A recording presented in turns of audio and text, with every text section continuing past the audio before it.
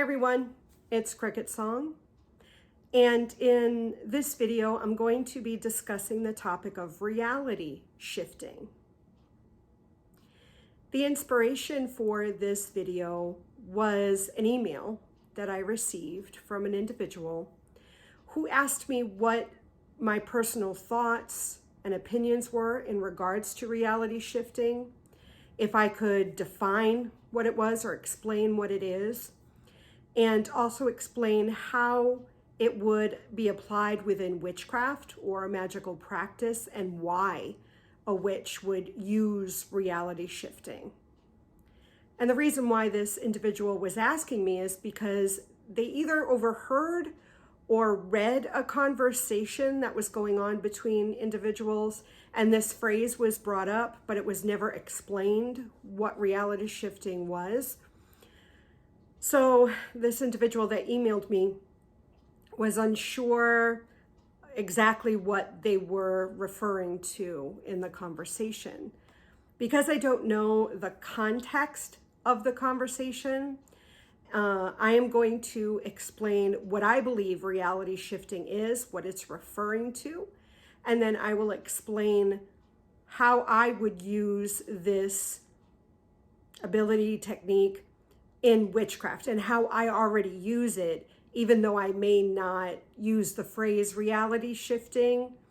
I think I believe and think a lot of witches and magical practitioners use this without really labeling it reality shifting. First, in order to explain what reality shifting is, I want to explain my perception of what reality is. So, we would talk to non-magical or non-practicing or people who don't identify as witches as reality. Sometimes they may say, oh, that's reality, but this over here is fantasy or make-believe. You may hear a lot of people say, the paranormal is just make-believe, or your imaginary friend that you had as a child was imaginary or make-believe. Come back to reality.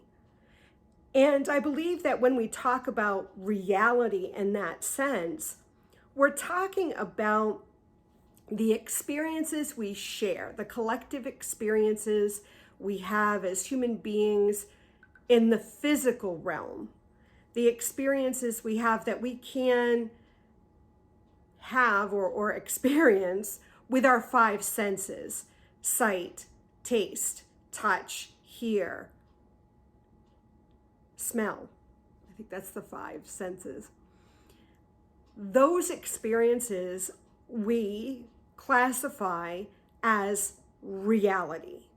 The experiences we have in the physical realm. And all the other experiences we have as witches and magical practitioners in the non-physical realm or realms would be an alternate reality. You may even define those experiences as a different vibrational frequency, as a different realm, as an altered state of consciousness. When we meditate, we try to reach that altered reality. When we journey to the astral realm or other realms of existence, when we communicate with spirits, when we cast our magical circles or when we create ritual spaces, we're creating a point or a different reality or an altered reality or a different realm or in a magical circle, it would be a space outside of space, a time outside of time, where birth and death meet, where everything is possible. It's a space or a time or a vibrational frequency that we sort of carve out, and anything and only those things that we bring with us into that space exist. That would be considered an altered reality, at least from my perspective. We, as witches and magical practitioners, desire to get to that space so that we can begin our magical working or cast our spell. So reality is anything we experience with our five senses, the physical realm would be, quote, reality. And all the other places, spaces, frequencies, realms are different realities, dimensions even. You may even call them dimensions.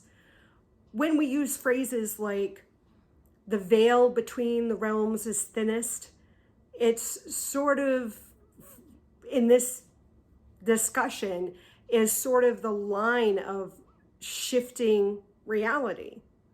You know, the veil between the two. The frequency is the closest. What some people may label the fantasy or imagined is closer to reality. So an altered or shifting reality would be when the witch or magical practitioner shifts their point of focus from the physical realm, from this reality, to a different realm or different reality. So when we go from physical space and we walk into our cast circle or our prepared ritual space or into meditation and reach an altered state of consciousness, we are shifting reality. We're bringing that here, right? And we do this in order to bring the intention of our spell, our desired goal, or that of our magical working. If we're doing a magical working and we have an intention, you know, what do we want to have happen? We visualize that outcome with our five senses in order for that desired outcome to manifest in the physical realm or within this shared reality. That is why a witch or magical practitioner would do that, would shift reality. They would want to bring their desired outcome, their goal, into the now, the physical reality.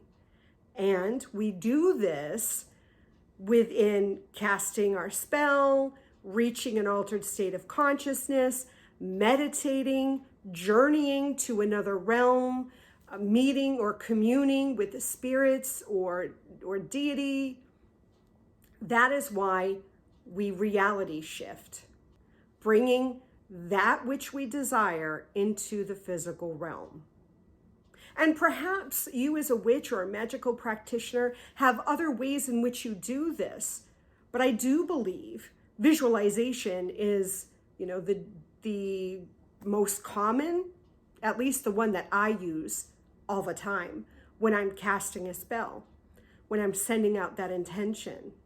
I'm doing so. I am visualizing it happening now so I can pull it with my will from the other reality into the shared physical reality. So that's my take on reality shifting. What it is, how I do it, and why I do it as a witch, as a practicing witch. I would love to hear your thoughts on what reality shifting is. What is reality shifting from your perspective? And how do you do it, and why do you do it? Until next time, I love you. Mwah. Blessed be.